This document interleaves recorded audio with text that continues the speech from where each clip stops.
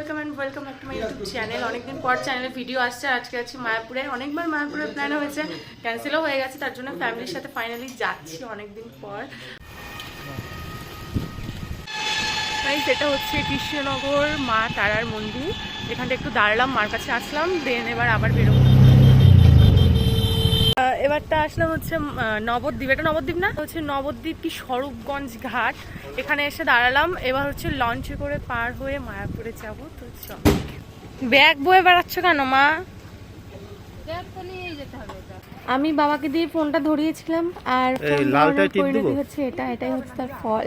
বাবা ক্যামেরার মধ্যে একদম আঙুল ঢুকিয়ে দিয়েছে, তার জন্য দেখা যাচ্ছিল না। তারপরে অনেক বোঝানোর পর, অনেক তপস্যার পর বাবা ভালো করে ফোনটা ধরেছে। আর প্রচণ্ড গরম আর প্রচণ্ড রোদ্দুর পড়েছিল, তার জন্য আমি নিয়ে নিয়েছিলাম সানগ্লাসটা। আর দেখো এই যে এটা হচ্ছে গঙ্গার কাছে, তার জন্য এতটা হাওয়া হচ্ছে, দারুণ লাগছিল হাওয়াটা। আর প্রচণ্ড রোদ্দুর ছিল, কিন্তু লঞ্চে উঠবো তার জন্য চলে এসেছি। আর এই যে জাস্ট ভিউটা তোমরা দেখো কতটা সুন্দর লাগছে। আর লঞ্চটা আসলেই উঠে পড়বো।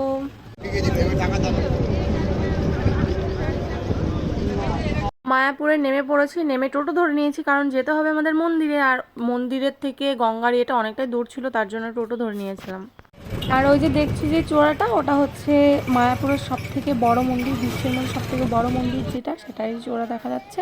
আর ওটা কিন্তু এখনো ওপেন হয়নি। তারপরে এই যে আমরা ইসকনে ঢুকে গেলাম।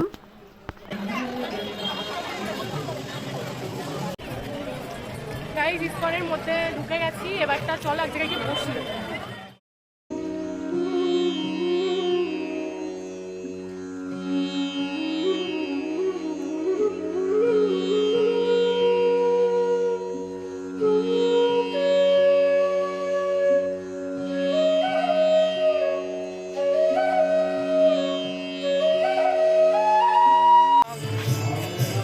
हरे कृष्णा।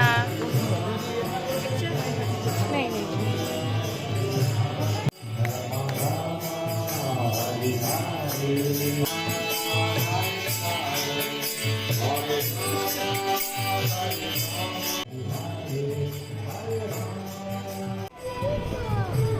গাইস এখানটা একটুখানি বসলাম। প্রচণ্ড রোদ্দুর আর প্রচণ্ডই গরম পড়ে গেছে, তো আর একটু ঠান্ডার সময় আসতে হতো। মাকে দিয়ে ফোনটা ধরিয়েছি, মা ধরতে পারছে না। ফুলগুলো কত সুন্দর গাইস, কিন্তু এখান থেকে তো ফুল ছেঁড়া যাবে না, তার জন্য আমি নিয়ে নিই। কেউই নেবে না, নিলে পরে তো বকা নেবে, তার জন্য।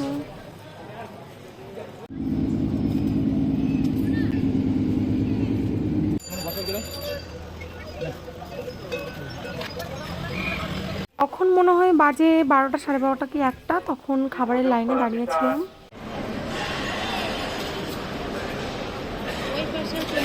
খাওয়া দাওয়া সব কমপ্লিট হয়ে গেছে দুপুরবেলা।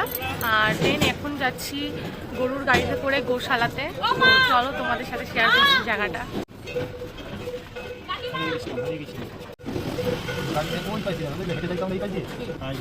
কোথায় যাচ্ছ?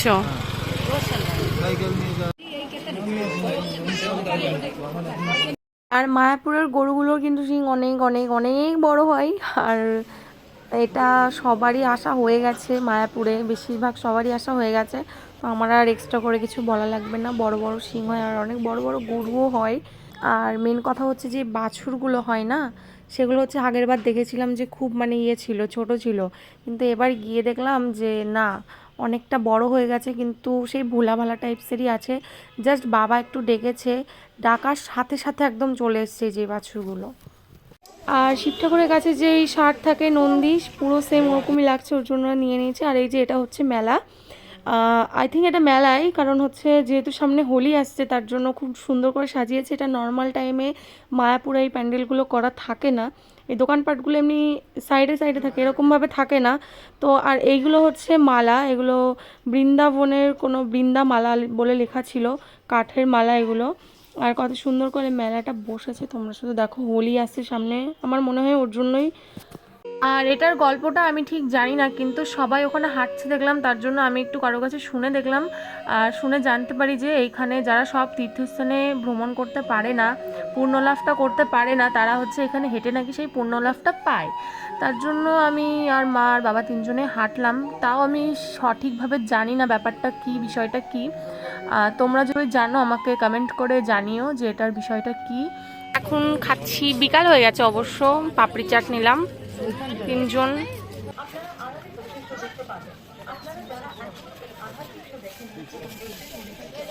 তোমরা আবার ভেবো না যে মেয়েটা শুধু হাবিজাবি কেন খাচ্ছে, আমি প্রচুরই হাবিজাবি খাই। তো এখন খাচ্ছি মশলা মুড়ি। আমরা ঢুকেছিলাম একটা মন্দির, আর মন্দিরে যেহেতু ফোন অ্যালাউ করে না, তার জন্য তো ভিডিও করতে পারিনি। আর সন্ধ্যা আরতি দেখতে ভেবেছিলাম ভেতরে যাব, একটা যেই মন্দিরটায় সন্ধ্যা আরতি হয়। তারপরে দেখলাম বাইরে এত সুন্দর নাচ হচ্ছে, তারপরে কীর্তন হচ্ছে, তার জন্য আমরা ভেতরে যাইনি। যেহেতু বেজেও গেছিলো অনেক, বাড়িও আমাদের ফিরতে হবে, তাই আর ভেতরে যাইনি, এখানেই দেখছিলাম। আর কত সুন্দর সবাই নাচ করছে, গান করছে, জাস্ট আমি দাঁড়িয়ে দাঁড়িয়ে দেখছিলাম আমরা। আর সাইডে দিচ্ছিল খিচুড়ি প্রসাদ, তো সেটাই নিয়ে নিয়েছি। আর এই দেখো, যেটা আমি তখন বললাম না যে মেলা করেছে বা হোলির জন্য, সেইটা হচ্ছে এখানে লাইটিং দিয়েছে, কত সুন্দর লাগছে। আর আমার মনে হয় এখনও দোকানপাট বসেনি, এখনও সাজানো বাকি আছে। যারা হোলিতে আসবে তারা অবশ্যই দেখতে পাবে জিনিসগুলো। মন্দিরের রাতের ভিউটা জাস্ট দেখো, দারুণ লাগছে, খুব সুন্দর লাগছে। অনেক ঘুরলাম, ঘোরাটা কমপ্লিট হয়ে গেছে মায়াপুরে ফাইনালি। আর এখন যাব হচ্ছে বাড়িতে। অনেক বাজে, প্রায় কটা বাজে, 6টা 14 বাজে। এখন এখান থেকে বেরোবো, বাড়ি যেতে যেতে অনেকটাই রাত হবে। তো ভাবছি যে ভিডিও ক্লিপ নিতে পারবো কিনা, কারণ আমার ফোনে একটুও চার্জ নেই। তার জন্য আজকে ভিডিওটা ভালো লাগলে লাইক, কমেন্ট, শেয়ার, সাবস্ক্রাইব করতে একদম ভুলবে না চ্যানেলে নতুন হলে। তো চলো আজকের মতো টাটা, বাবাই, দেখা হচ্ছে নেক্সট ব্লগে। আর সবাই ভালো থাকবে, সুস্থ থাকবে।